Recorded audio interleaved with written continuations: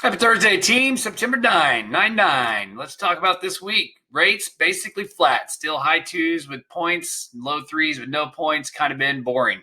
We'll see where that goes in the near future. I don't expect a lot of movement here in the very immediate next couple days. News, lots of laws went into effect. Some of the ones that I thought were very interesting. The permitless carry. Now at the age of 21 years old in Texas, you can carry a gun with no training. So good on Texas. 250 billion gets pumped into the schools. That's great.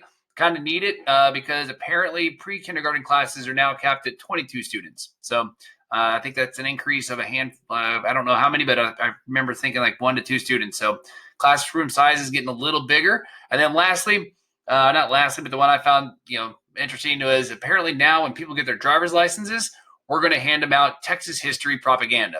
Good for us. Good use of our tax dollars. Couple things expired in Labor Day that actually will impact rates moving forward, I think, starting next month. Job reports, guys, this for last month, the one that report came out last Friday, they were expecting 700,000 plus, 750, somewhere in that neighborhood. 235,000 was the number. Huge miss. I think a lot of that was because service industry slowed down. People weren't hiring as fast. People are scared to get jobs because of COVID. But here's the big news. In September, the unemployment benefits have expired. So it's going to happen now is people that weren't counted as unemployed now will be counted unemployed. So the unemployment rate will technically probably move up next month. So we'll see what that does because that's actually a good thing for us in the housing industry because it'll hopefully keep rates lower longer because the Fed doesn't want to increase their rates until they have a strong economy. Tip of the week. So what we're going to focus on here is just making sure you guys and us, myself included, are doing what we need to do to hit our goals. And so the biggest thing is we'll do the end of year planning. We all make these goals, these big things, and you kind of let them go by the wayside. So the biggest thing I can say is keep your goals in front of you. They got to be smart, specific, measurable, attainable, with a good timeline in there.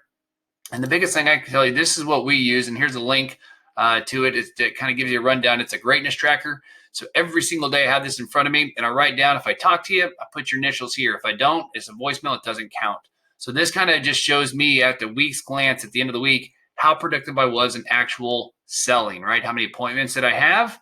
How many phone calls did I make? And then again, how many videos, thank you cards, things like that were done. So I love this because it shows you whether you had a good week or not, because all the emails in the world and all the busy work doesn't make you money. What makes us money as salespeople is more contacts, more phone calls, and more meetings. So if you guys have any questions or want some additional commentary on this or want a copy of it, let us know. We appreciate you as always and have a great day. Bye-bye.